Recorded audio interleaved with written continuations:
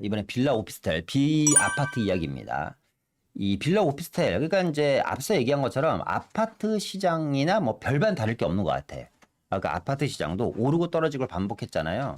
빌라 오피스텔 다시는 쳐다도 안 본다 이렇게 이야기한 지가 얼마 안 된 것 같고, 그 역전세라든가 기타 여러 가지 문제로 인해서, 그리고 집주인들이 전세금을 못 내주면서 여러 가지 불안한 문제 등등으로 인해서 빌라 오피스텔 시장이 말 그대로 풍지박산이 났는데, 이 본격적인 금리 시작과 함께 빌라 오피스텔 시장이 요즘 다시 심상치 않다고 합니다. 자, 한번 보면, 자, 앞으로 2억 갖고는 빌라 전세도 못 구한다고 합니다. 무슨 말인지 딱 보면 알겠죠. 전세 사기 폭락 시대는 끝났다. 뉴스 헤드라인입니다. 이게 얼마 전입니다. 제가 아까 대출 이야기할 때 제가 뭐라고 이야기했냐면 이런 이야기를 했어요. 시장 수용 속도라는 이야기를 했어요. 시장 수용 속도. 지속성이 부족하다. 대출 규제로 인한 시장 수용 속도가 상당히 빠르기 때문에 마찬가지죠.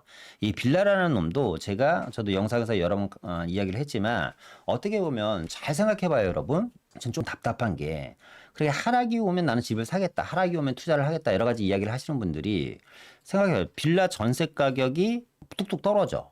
빌라 전세를 내놔도 안 나가. 그리고 빌라가 시장에서 아주 위험한 인물로 치부가 돼. 그죠?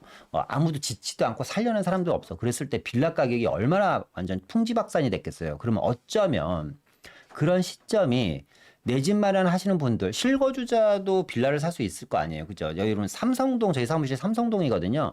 대치동에 오시면 3룸 빌라 한 채가 보통 12억에서 15억 갑니다. 그게 얼마였냐면 5, 6억짜리가 7년, 8년 만에 무려 10억이 오른 거예요. 어마어마하게 올랐죠. 그걸 이제 우리가 양극화라고 이야기했는데, 우리가 이제 똘똘한 한 채라는 개념도 여러분들이 다시 생각해 봐야 되는 게, 똘똘한 한 채라는 개념도 아파트에만 통용되는 건 아니다. 그러니까 빌라도 잘 한 채를 사놓으면 웬만한 아파트보다 훨씬 더 가치가 높은 빌라를 살 수도 있는 거거든요. 앞서 얘기했던 것처럼 남들이 무서워하고 내가 이 주택은 안 사, 내가 여기는 접근도 안 할 거야라고 치부하고 못난이 취급을 받을 때가 어쩌면 그 친구를 내가 내 손에 넣을 수 있는 가장 좋은 타이밍이지 않을까라는 생각이 듭니다. 그런데 뉴스는 항상 시장을 후반영합니다. 뉴스에서 빌라 전세도 못 구한다는 얘기가 나오고, 빌라 수급 균형 깨진 서울 빌라 전세 가격 3개월째 오른다는 얘기가 나오고, 폭락 시대 끝났다라고 나오는 거는 어떤 얘기냐면 이미 빌라 시장이 상당히 많이 호전되고 있다라는 것을 이야기하는 겁니다. 자, 보겠습니다. 뉴스를. 서울 다세대 연립 주택 수급 지수가 올 들어 지금 벌써 여러분들은 모르시겠지만 7개월째 상승 중이다. 전세 수급 지수가 올 들어 7개월째 상승 중이고, 지금 2021년 12월 이래 31개월 만에 가장 높은 수치의 수급 지수를 보여주고 있는 게 서울 빌라 시장이다. 특히 사실상 가장 사고를 많이 쳤던 동네죠. 빌라에서 서남권 지역. 영등포, 양천, 강서구가 속한 서남권 지역은 한 달 전 대비 3.8포인트가 급등한 101.0을 기록. 이게 기준선이 100이기 때문에 100보다 1이라도 높으면 수요보다 공급이 없다라는 겁니다. 서남권 지역은 지금 수요가 공급을 이미 초과한 상황이다. 어떤 빌라 전세 시장에서 라는 이야기고, 이게 전체적인 큰 흐름을 봐야 되는데 빌라가 점점점 좋아지고 있고 전세 시장도 안정화가 되고 있고 전세 물량 역시, 물론 이게 이제 탈아파트화 현상으로 지금 이어지고 있는 거예요. 아파트가 사실상 이제 전세도 없잖아요.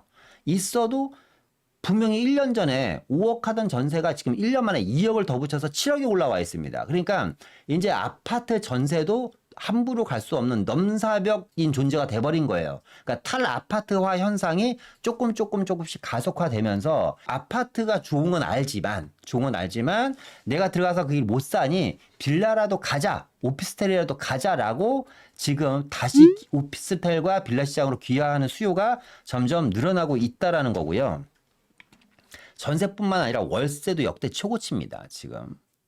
야, 빌라 보증금이 5,600이 거의 6천만 원 수준이에요. 여러분, 몇 년 전만 해도 아파트 보증금도 5, 6천에 월 7, 80이었잖아요. 그런데 이제 그러니까 이게 화폐 가치 하락과 맞물리는 겁니다. 아파트 월세 보증금이 지금 빌라 보증금이 됐다. 5,638만 원에 월 62만 원. 특히 직장과 주거지간 근접성이 좋아서 월세 수요가 가장 많은 도심권, 종로구, 중구, 용산구와 동남권, 강남, 서초, 송파, 강동구의 평균 월세는 서울시 평균 가격은 훨씬 웃돈다 합니다. 서울시 평균 가격이 62만 원인데 지금 아까 얘기한 건 종로구, 중구, 용산구, 강남, 서초, 송파, 강동구는 야 월세가 84만 원, 88만 8천 원이니까 거의 89만 원이죠. 월급 300만 원 받아서 월세를 60에서 90만 원씩 내면서 진짜 힘듭니다. 그죠? 지금 이 빌라의 월세 보증금과 월세 역시 뭐 역대급 최고치를 기록하고 있다. 이게 뭐예요? 공급 부족에 대한 시장의 모습입니다. 아무도 안 짓죠. 앞으로도 아무도 안 지을 것 같습니다. 앞으로도. 이런 상황이 있더라도 지금 빌라 업자들이 빌라 짓는 거를 공급하는 걸 거의 포기한 상태이기 때문에 빌라뿐만 아니라 오피스텔도 난립니다. 지금 7월 전국 오피스텔 월세 가격 지수가 100.58. 그러니까 오피스텔도 지금 월세가 조금만 있으면 100.58이니까 그냥 간당간당한 겁니다. 100보다 많으면 뭐예요? 100보다 1이라도 많으면 공급 대비 수요가 엄청나게 많은 거고. 그죠? 100보다 작으면 수요 대비 공급이 많은 건데 오피스텔 7월 전국 오피스텔 전국이기 때문에 서울은 더 할 수도 있습니다. 사실상. 오피스텔 월세 가격 지수가 지금 지난 5월 이후 1년 넘게 상승을 하고 있고 반면에 이제 오피스텔은 빌라랑 다른 점은 이건 것 같아요.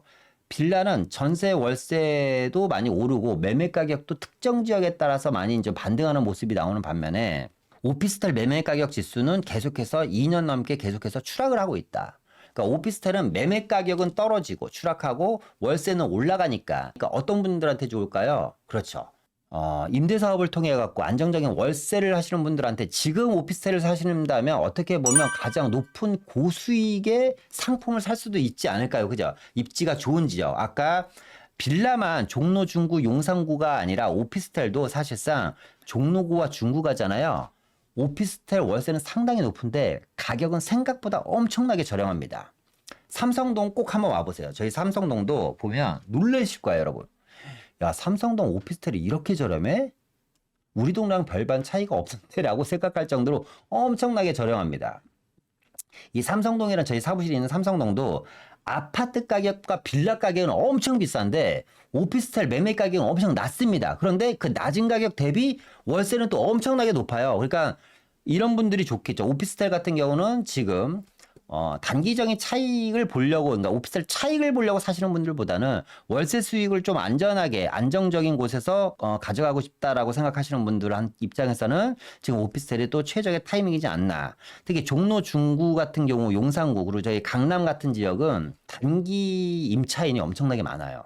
단기 임대 사업을 했을 때 가장 좋은 장점은 일주일 월세가 한 달치 월세가 들어옵니다. 단기 임대 같은 경우는 물량이 많지 않기 때문에 수요에 대비해서 그렇기 때문에 제 주변에 빌라라든가 오피스텔을 임대 사업해서 단기 임대로만 한 달에 2, 3천만 원씩 월세 가져가시는 분들도 계세요. 몇 채를 굴리시면서 여러 채를. 그러니까 그런 것도 여러분들 한번 생각해 볼 필요는 있다. 어쨌거나 빌라뿐만 아니라 오피스텔도 월세 지수는 상당히 높다. 반면에 오피스텔 가격은 계속해서 하락하고 있다. 뭐 이런 뉴스고요. 자, 정부 대책 금리 인하 전망 시장 회복이 빨라진다라는 내용이고 추석 이후 이 같은 비아파트 시장 회복세가 이어질 걸로 전망이 된다. 그러니까 금리 인하로 인해서 비아파트의 회복 전망이 빨라지고 있고 빌라 전세값 상승의 주된 이유로는 수급불균형 뭐 다 아시는 얘기죠. 지금 안 짓는다. 공급 자체를 끊어버렸다. 누가? 민간 건설업자들이 빌라를 더 이상 짓지 않고 있다는 얘기고 앞서 얘기한 것처럼 탈아파트 현상이 아주 심각하게 나타나고 있다.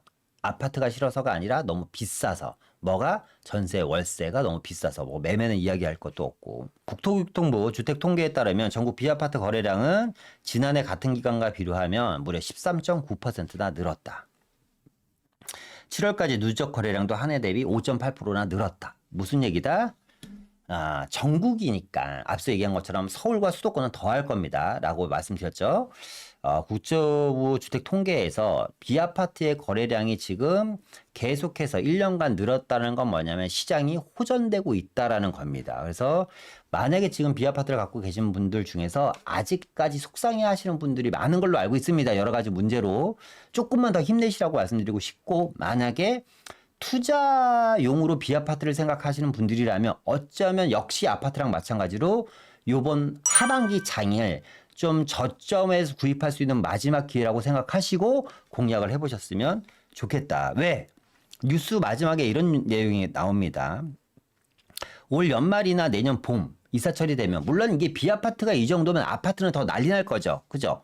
그래서 제가 아파트 구입할 때 어떻게 올 하반기 안에 반드시 도장 찍어야 된다라고 말씀드린 거예요. 자, 비아파트 전망을 보면 올 연말이나 내년 봄 이사철부터 전체 수급 불안이 본격화될 가능성이 높다는 시각이다. 자, 빌라랑 오피스텔이 내년 봄부터 시장 전체의 수급 불안이 본격화될 가능성이 높다면 아파트는 더 이상 얘기할 것도 없겠죠. 그래서 반드시 이번 하반기 안에 어느 정도 교통정리는 끝내야 된다. 제가 이제 맨 마지막에 이런 내용을 썼어요. 모든 자산은 시차의 차이가 있을 뿐 동조한다라고 이야기했는데 좀 어려운 얘기는 아니죠. 아파트라는 상품과 빌라라는 상품이 있고 이 두 친구는 서로 상호 공조하면서 가는 친구입니다. 필요한 부분을 어느 정도 보충해주고 또 불필요한 부분 떼어내면서 서로 주거사대의 역할을 하면서 가는 친구인데, 이 빌라라는 친구가 여러 가지로 좀 많이 두들겨 맞았어요. 그죠? 이 친구가 원래 착한 친구인데 친구를 잘못 사귀어갖고 많이 두들겨 맞은 거거든요. 그런데 이 둘이 사실상 반드시 필요한 친구이기 때문에 언젠가는 같은 길을 걸어가야 됩니다. 시장이라는 게 그렇습니다. 앞서 얘기한 것처럼 제가 아파트 그래프를 보여드릴 때 하반기에 추락하고 상반기에 상승하고 V자 반등을 계속해서 그려서 앞서 나갔던 것처럼 빌라와 아파트의 관계도 그런 상황인 거죠. 이 자산이라는 상품이라는 게 그래요. 시차에 대한 차이가 있을 뿐이지 자산이라는 큰 그림 안에서는 어떻게 동조하면서 간다. 이 동조라는 게 뭐죠? 결국에는 인플레이션과 인플레이션에 대한 해지를 하면서 시장이 움직여가고 있다라는 이야기입니다.